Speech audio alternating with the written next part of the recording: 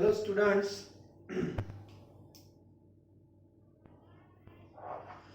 आज से हम बायोमोलेक्यूल्स जो है उसमें second important molecules that is protein, उसके बारे में हम पढ़ने वाले हैं। That is our part 2। So part two that is proteins. Clear? Okay. तो सबसे पहले प्रोटीन जो है that is also one type of biopolymer. ये क्लियर होना चाहिए। प्रोटीन है वो भी एक बायोपॉलीमर है। बायोपॉलीमर इसका मीनिंग हुआ कि इसका भी एक मोनोमर होगा। कौन होगा वो बाद में देखते हैं। सबसे पहले टेक्स्ट बुक में इंपॉर्टेंस ऑफ प्रोटीन्स के बारे में लिखा हुआ है। तो हमारी बॉडी में प्रोटीन का जो इंपॉर्टेंस है बहुत ही ज्यादा है। जो भी बॉडी का स्ट्रक्चर रहता है, उसका फंक्शन होता है, उसमें प्रोटीन जो है उसका बहुत बड़ा रोल है, वो क्लियर होना चाहिए। प्रोटियोज वर्ड है ग्रीक में, वहां से प्रोटीन मीन्स प्राइमरी इंपॉर्टेंस, ऐसा उसका मीनिंग होता है ग्रीक में। प्रोटियोज वहां से वर्ड आया है प्रोटीन। ओके, अब बात करते हैं मोनोमर। मोनोमर के लिए ये जो बायोपॉलीमर है उसका हम क्या करेंगे, दैट इज हाइड्रोलिसिस। हाइड्रोलिसिस और हाइड्रोलिसिस से आपको जो मोनोमर मिलता है that is known as amino acid. वो है अमीनो एसिड। अमीनो एसिड जो है वो अल्फा होते हैं, beta, gamma, delta and so on. But whatever amino acid obtained by hydrolysis that is always alpha amino acid। ये क्लियर होना चाहिए। all amino acid that is alpha amino acid। Amino acid का meaning है कि उसमें एक group कौन सा होगा, acidic, that is fix, and another group that is amino, that is basic group. मतलब इसमें दोनों ग्रुप है।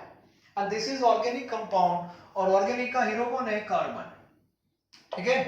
Now how many valency of carbon, we know that is 4 valency. So out of 4 valency 1 valency satisfied by COOH, that is carboxyl group, and that is acidic. Another valency that is NH2 and that is amino। तो दो valency fix हो गई। Third valency that is also fixed with hydrogen, and fourth valency that is, here we have to write R.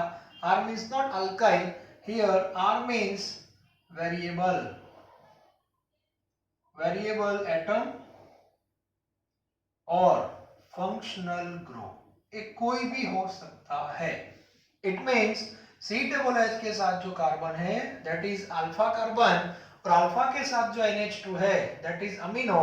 Therefore this amino acid is known as alpha amino acid. ये clear होना चाहिए। Okay, मतलब ये 3 valency है that is almost fixed. Only last valency और fourth valency that will change according to amino acid if R is equal to H। if R is equal to H, then structure becomes like this, NH2, here H and here H, so now you have to write CH2, then COOH, so this amino acid is known as glycine। this amino acid known as glycine। if R is equal to CH3 alkyl methyl, then structure become NH2 CH CH3A COOH, and that is alanine। okay, so if you change R, then type of amino acid that will change। तो ये clear होना चाहिए। बाद में ये जो amino acid है उसका क्लासिफिकेशन है। So how can you classify amino acid, classification. तो क्लासिफिकेशन है बहुत ही सिंपल है। The first one is acidic, second one is basic, and third one is neutral. So how can you classify base क्या है? So base that is type of functional group. Now see, this is acidic group and this is basic group. It means these two are nullified. They in fact nullify to each other. Okay, now we know R is a variable. It means if R is a acidic group, then what happen? Acidic दो हो जाएंगे और basic एक ही रहेगा. It means acidic amino acid. If R is a basic, तो दो basic हो जाएंगे और एक acidic हो जाएगा. It means basic amino acid. If R is a neutral, neither acidic nor basic, so overall amino acid becomes neutral. So this is the way of classification and it is very simple. Now another classification based on source. Based on source. So here there are two types of amino acid. One that is non-essential and another that is essential. So what is the difference between these two? Non-essential का meaning होता है whatever amino acid produced in our body, that is called non-essential. और जो हमारी body में produce नहीं होते और normally we can obtain from outside through food, that is called essential amino acid. तो ये भी एक दो तीन लाइन टेक्स्ट बुक में दी है, वो भी क्लियर होना चाहिए. ठीक है. उसके बाद another part that is chiral carbon. Yes, chiral carbon. तो आपके सामने अमीनो एसिड का एक जनरल फॉर्म है. अब उसमें आप देखो ये जो कार्बन है that becomes chiral carbon. It means उसकी जो चारों वैलेंसी है that is different asymmetric carbon. तो उसमें तीन आपको दी है COOH, NH2 और H. ये फोर्थ है that is variable. Okay? अब उसमें एक चीज है that is the one exceptional case and that is glycine. Glycine के लिए you have to put R is equal to H. यदि आपने H यहाँ पे ले लिया तो दोनों हाइड्रोजन सेम हो जाएंगे and that carbon is not chiral carbon. तो ग्लाइसिन को आप छोड़ दो. ग्लाइसिन को आप छोड़ दो. Other than glycine, all amino acid contains chiral carbon and those compound having chiral carbon having optical isomer. Yes, having optical isomer. इसके बारे में आपने हेलो अल्केन और हेलो एरीन में पढ़ोगे. अभी ये टॉपिक पढ़ा है तो ठीक है, नहीं पढ़ा है बाद में क्लियर कर देंगे, टेंशन मत लो. तो जिसके पास किराल कार्बन होता है उसके ऑप्टिकल आइसोमर्स होते हैं. ओके. और ऑप्टिकल आइसोमर दो होते हैं. वैसे फॉर्मूला है एक किराल कार्बन है, फॉर्मूला है 2:n.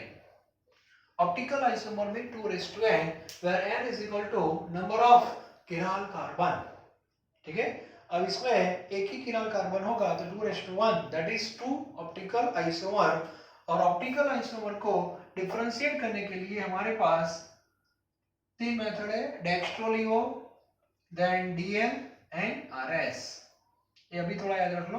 DL, ये जो डेक्स्ट्रोलियो है उसके लिए पोलरीमीटर चाहिए. ADL के लिए जस्ट पोजीशन चेक करनी है, किराल की राइट साइड में है कि लेफ्ट साइड है. बट कौन किराल की लेफ्ट साइड है और राइट साइड है, तो याद रखो इस पे NH2 लाएंगे.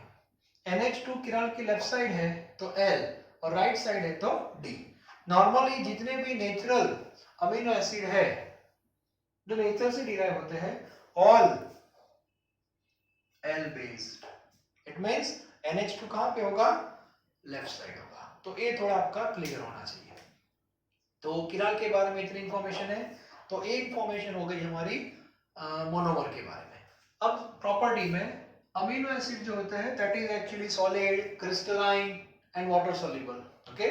सॉलिड है number 1, solid, then crystalline and water soluble. Yes, water soluble. अब वाटर सॉल्युबल है इसका मीनिंग हुआ उसका हम एक्वा सॉल्यूशन ले रहे हैं. Okay, it means you have to dissolve amino acid in water. So what happen? See, this is one amino acid. Suppose CH, here R, and here COOH. Then what happen? So here hydrogen come out from hydroxyl group. Sorry, carboxyl group overall, और ये यहाँ पे attach हो जाएगा. Nitrogen having lone pair. So NH2 convert into NH3 plus, then CH R and here COO minus. Now see the structure of amino acid in aqueous solution. So structure like this, positive and negative both are in present in same compound. So amino acid that is neutral, but like this, A भी neutral ही है और A भी neutral है.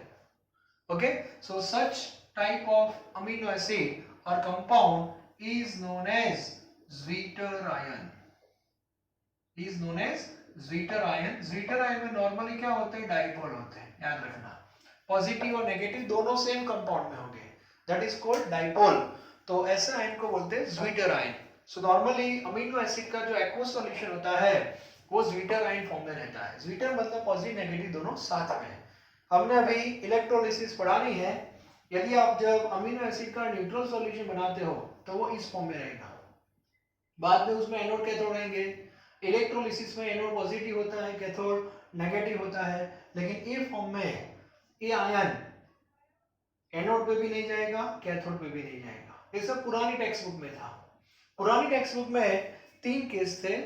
मान लो कि आपका Zwitter ion neutral है, Zwitter ion form है लाइक दिस, तो ये न्यूट्रल हो गया सॉल्यूशन. ओके. लेकिन यदि आपका सॉल्यूशन एसिडिक है, एसिडिक सॉल्यूशन है तो क्या होगा? तो एसिडिक सॉल्यूशन में आपको पता है H+ ज्यादा होता है कि नहीं. अब एसिडिक सॉल्यूशन में H+ ज्यादा होगा तो ये जो H+ है वो यहाँ पे अटैच हो जाएगा COO- के साथ. So overall ion become positive ion. मतलब तब वो Zwitter नहीं रहेगा, तब अमीनो एसिड पॉजिटिव आयन में कन्वर्ट हो जाएगा. किस सॉल्यूशन में? एसिडिक. और पॉजिटिव में कन्वर्ट होगा तो इलेक्ट्रोलिटिक सेल में वो कैथोड की ओर अट्रैक्ट होगा, क्योंकि कैथोड वहां पे C- होता है. यदि आपका सॉल्यूशन बेसिक है, बेसिक, तो बेसिक में OH- ज्यादा होता है, तो OH- को न्यूट्रलाइज करने के लिए यहां से H इधर आ जाता है. ओके. सो बेसिक सॉल्यूशन में अमीनो एसिड नेगेटिव फॉर्म में रहेगा. क्लियर. एसिडिक में सॉल्यूशन का H इधर जाता है तो अमीनो एसिड एसिडिक हो गया. ओके. बेसिक में इसका H इधर आ जाता है तो एक पॉजिटिव 0 हो जाएगा और ये नेगेटिव रहेगा, तो नेगेटिव रहता है. और नेगेटिव कहां पे अटैच होगा? एनोड पे होगा, and anode that is positive. तो ये सब पुरानी बुक में था. यदि आपको कहीं पर मिले तो देख लेना. लेकिन जब Zwitter आयन होता है, Zwitter आयन फॉर्म, तो वो पॉइंट को केमिस्ट्री में बोलते हैं आइसो इलेक्ट्रिक पॉइंट. कौन सा पॉइंट बोलते हैं? Isoelectric point. तो इतने पॉइंट्स आपके क्लियर होना चाहिए. So all information that is related with monomer of protein and that is amino acid. All are alpha amino acid like this. Okay. 3 valency that is fixed. Okay. Alpha carbon की 3 valency fix होती है and 4th valency that is a variable, either atom or functional group. ये सब example है. Okay. And then classification amino acid based on group. तो उसमें acidic, basic और neutral है. डिपेंड करता है कि R कौन है. एसिडिक है तो एसिडिक, बेसिक है तो बेसिक, न्यूट्रल है तो neutral. Clear. Then based on source, essential and non essential, ये भी आपका क्लियर होना चाहिए. बाद में किराल कार्बन का कॉन्सेप्ट है. डेक्स्ट्रो, लिवो, DL और RS नॉर्मली L टाइप के होते हैं जो नेचर वाले हैं. फिजिकल प्रॉपर्टी सॉलिड, क्रिस्टलाइन और वाटर सोल्यूबल. वाटर सोल्यूबल है तो ये कॉन्सेप्ट आ जाता है. कौन सा? Zwitter ion. इस Zwitter आयन का कॉन्सेप्ट है. एसिडिक सॉल्यूशन है तो अमीनो एसिड पॉजिटिव फॉर्म में रहता है, बेसिक है तो नेगेटिव फॉर्म में रहेगा, और न्यूट्रल है तो Zwitter फॉर्म में रहेगा. ओके. तो इतनी इंफॉर्मेशन आपकी क्लियर होना चाहिए. और जब Zwitter फॉर्म रहता है अमीनो एसिड तो वो पॉइंट को बोलते हैं आइसो इलेक्ट्रिक पॉइंट. ओके. तो ये इंफॉर्मेशन हो गई हमारी मोनोमर की हो गई. जैसे हम कार्बोहाइड्रेट पढ़ते थे तो पहले हमने मोनोसेकेराइड पढ़ा था, बहुत डिटेल में पढ़ा वो टॉपिक. तो ग्लूकोज के बारे में, ओपन चेन, क्लोज चेन, बाद में थोड़ा फ्रुक्टोज पढ़ा. ठीक है. इसके बाद हमने पढ़ा था डाइसेकेराइड. हाँ, यहाँ पे एक ही लेक्चर में हमारा मोनोमर कंप्लीट हो गया, एक ही लेक्चर में. ओके. अब हम उसका डाइमर फॉर्म भी ले लेते हैं. Monomer plus monomer that is dimer. तो यहाँ पे जो डाइमर है इसको बोलते हैं डाइपेप्टाइड. क्या बोलते हैं उसको? डाइपेप्टाइड. Yes, dipeptide. तो उसके लिए आपको दो मोनोमर कंबाइन करने पड़ेंगे. It means amino acid plus amino acid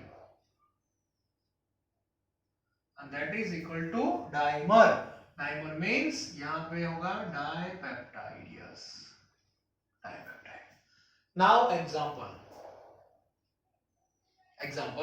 amino acid में लेते हैं हम ग्लाइसिन लेते हैं. चलो ग्लाइसिन में NH2, यहाँ पे कार्बन के साथ दो हाइड्रोजन, ठीक है, CH2 और यहाँ पे COOH. This is glycine.